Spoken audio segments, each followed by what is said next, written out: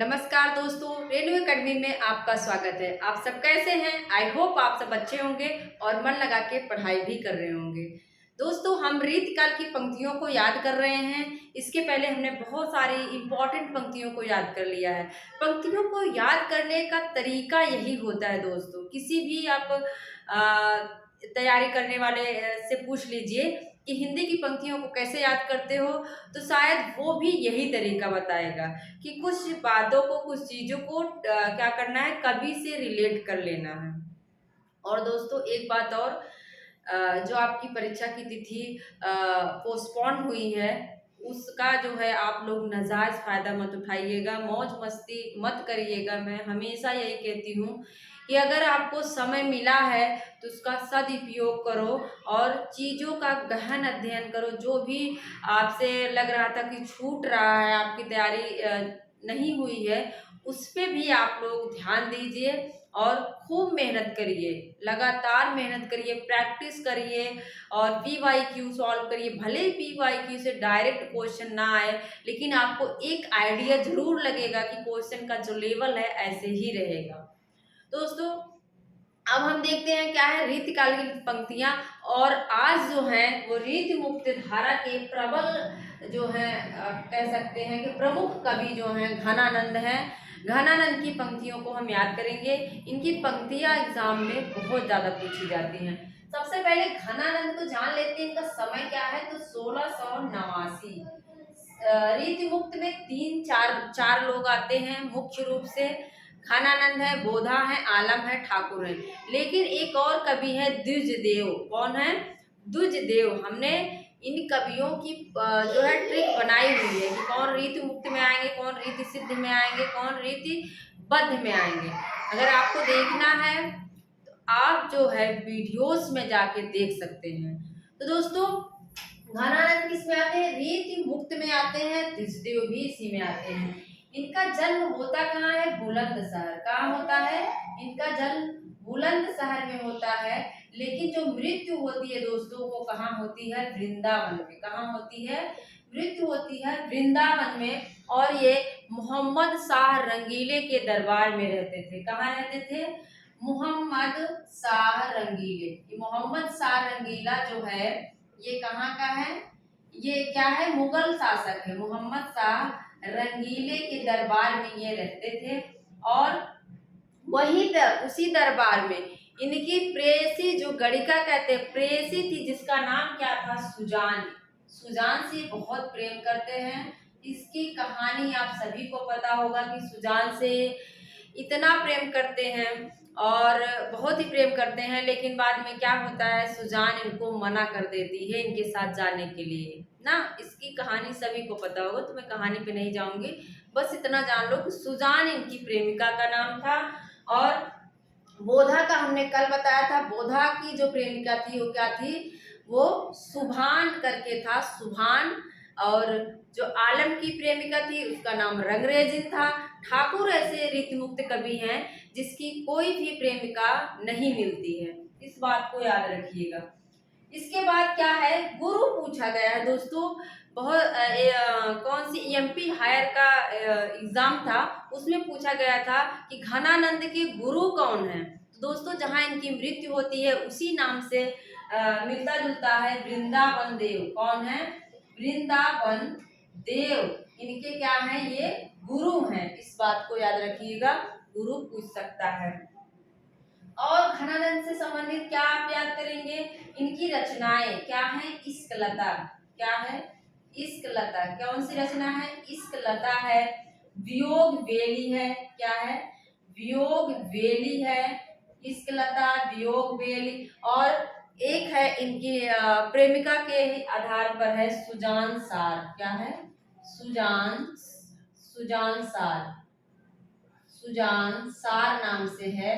कृपा कंद भी इनकी रचना है। तो इनकी रचनाएं जो हैं, जो भी लगी हैं, बहुत इंपॉर्टेंट है। हमने यहाँ दो चार का जिक्र कर लिया। इश्कलता है, वियोग बेली है, सुजान सार है, कृपा कंद है।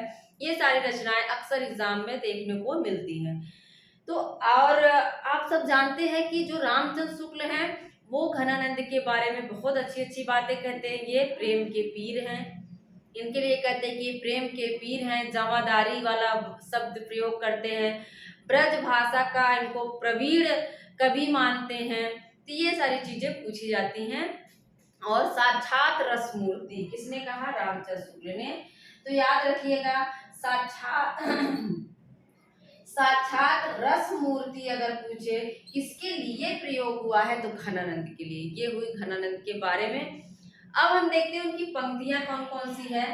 लोग है लाग कवित्त बनावत, बहुत ज्यादा पूछी जाती है। लोग है लाग कवित्त बनावत, मोहितो मेरे कवित्त बनावत। ठीक है, इसको एकदम से जहन में बैठा लीजिए। लोग है लाग कवित्त बनावत, मोहितो मेरे कवित्त बनावत। मतलब इनका कहना है सब लोग तो कवित्त बनाने में लगे हैं, लेकिन मुझे जो है मेरा कवित्त ही कवित्त की वजह से ही मेरा नाम रोशन हुआ है। इनका कहने का मतलब है मेरा नाम काम जो है वो मेरे कवित्त की वजह से हुआ है। और लोग क्या कर रहे हैं? कवित्त बना रहे हैं। लोग है लाग कवित्त बनावत, मोहितो मेरे कवित्त बनावत। देखो, अगर आप अपने कवित्व खुद बनाओगे ना तो आप बड़े आनंद में रहोगे। घनानंद का मतलब, अगर मोहितो मेरे कवित्व बनावत, अगर मोहि, अगर आप खुद ही कवित्व बनाओगे, कविता लिखोगे तो क्या है? बड़े आनंद में रहोगे। क्या करोगे? बड़े आनंद में रहोगे। तो किसकी हो जाएगी? घनानंद की हो जाएगी। ये लाइन प्रसिद्ध है, विख्यात है, आप लोग जानते होंगे। अति सूधो स्नेह को मार्ग है, जहाँ नैक सयानक बांक नहीं, तुम कौन सी पाटी पढ़े हो लला, मन लेहु पदेहु छटाक नहीं।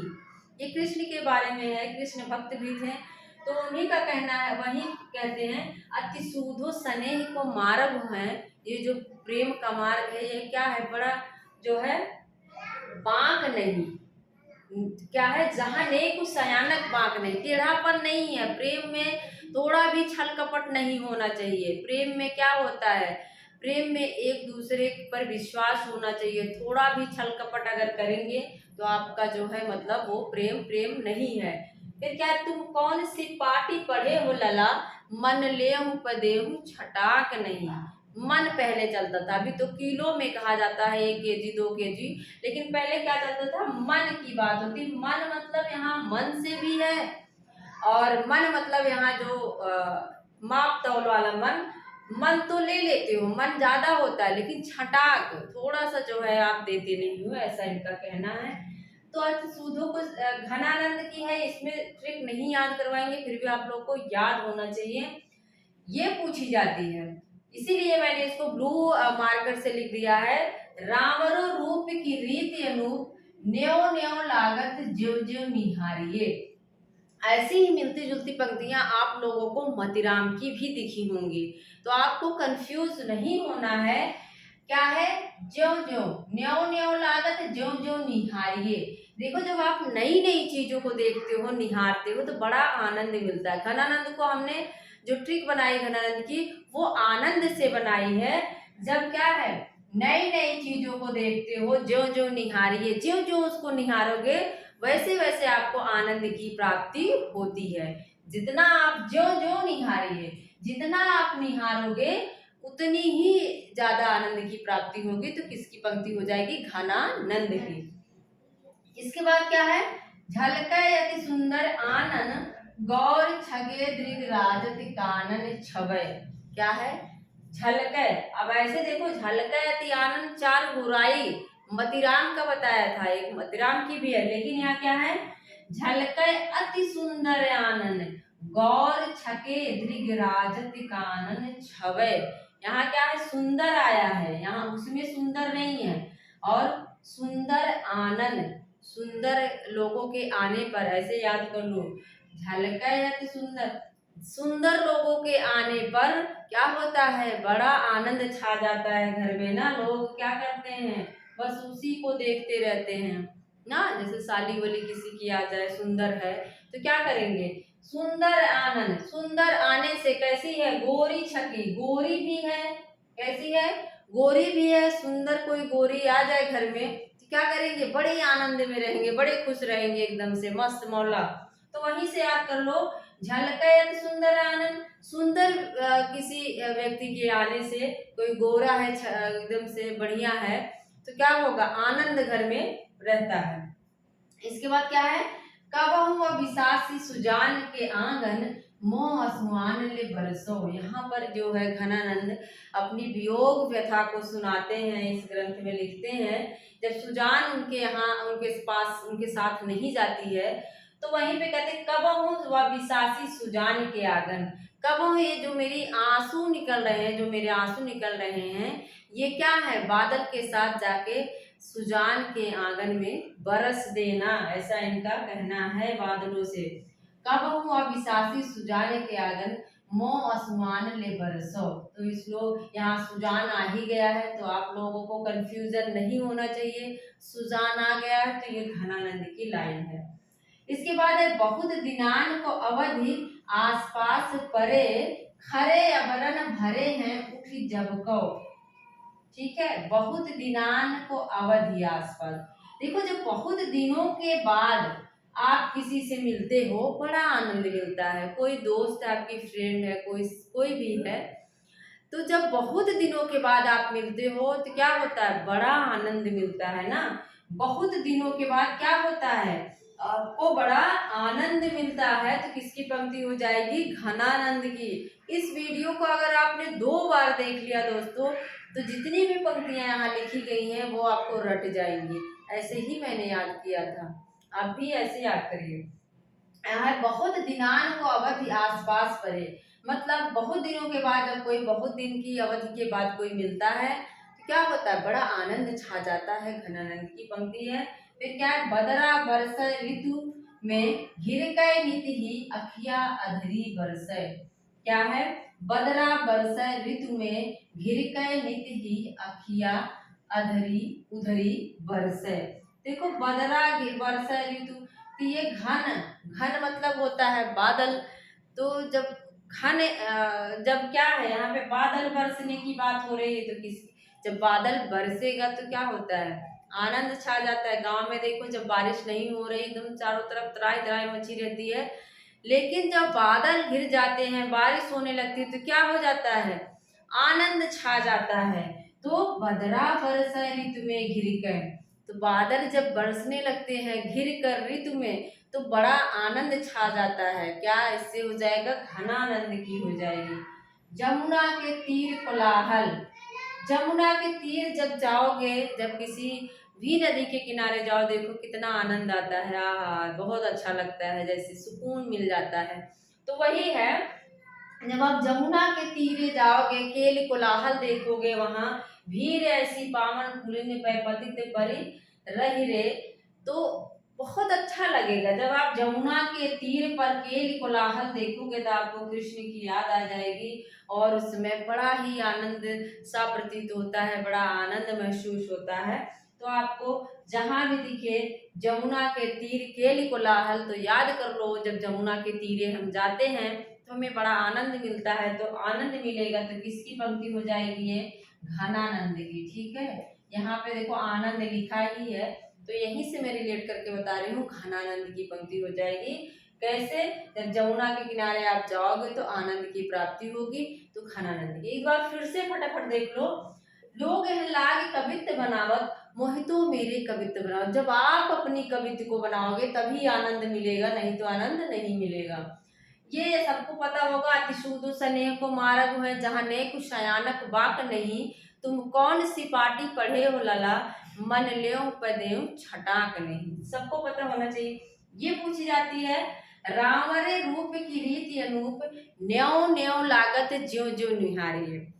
मैंने इसको अकिलत कर लिया, जितना भी किसी को निहारोगे दोस्तों उतना ही अच्छा लगने लगता है। क्या करोगे, जितना ही किसी को आप निहार रहे हो उतना ही क्या हो रहा है, उतना ही अच्छा लग रहा है। ज्यों ज्यों निहारिए, ऐसा शब्द दिखे तो घनानंद की हो जाएगी। झलकै अति सुंदर आनन गौर छके, जब कोई घर में सुंदर आ जाए, आनन मतलब घर में आ जाए सुंदर, कोई गोरी चिट्टी आ जाए तो क्या हो जाएगा, बड़ा आनंद सा महसूस होगा। इसलिए किसकी हो जाएगी, घनानंद की। कबहु बिसासी सुजान के आंगन मोह असुआन लबरसे, सुजान आ ही गया है तो इसमें सोचने वाली बात ही नहीं है। घनानंद बहुत दिनों की अवधि, जब आप किसी से बहुत दिनों की अवधि के बाद मिलोगे तो क्या होगा, बड़ा आनंद लगेगा। तो खानानंद की पंक्ति हो जाएगी, बदरा बरसाए ऋतु। जब बादल छाएंगे, ऋतु में बादल छा के बारिश करेंगे तो बड़ा अच्छा लगता है, बड़ा आनंद आता है। तो किसकी हो जाएगी, घनानंद की हो जाएगी। जमुना के तीर केल कोलाहल, भीर ऐसी पावन पुलिन बह, पतित परे रहिए रे। तो जमुना के किनारे जब आप तीर केल कोलाहल देखते हो, जाके तरंगे उठ रही हैं, नीचे जा रही हैं, तो बड़ा आनंद आता है। तो आनंद आएगा तो कौन हो जाएंगे, घनानंद। दोस्तों, मुझे लगता है कि घनानंद की पंक्तियां आपको याद हो गई होंगी। और फिर से यहाँ इधर भी देख सकते हैं, 1689 में जन्म होता है, वृंदावन में इनकी मृत्यु होती है। और इनके जो गुरु थे वृंदावन देव थे, मोहम्मद शाह रंगीले के दरबार में रहते थे। सुजान इनकी प्रेयसी थी। इनकी 3-4 रचनाएं महत्वपूर्ण हैं, इश्कलता, वियोग बेल, कृपा कंद, सुजान सार। तो मेरा पूरा वीडियो देखने के लिए आप लोगों का बहुत बहुत धन्यवाद। मिलते हैं अगले वीडियो में। Thank you.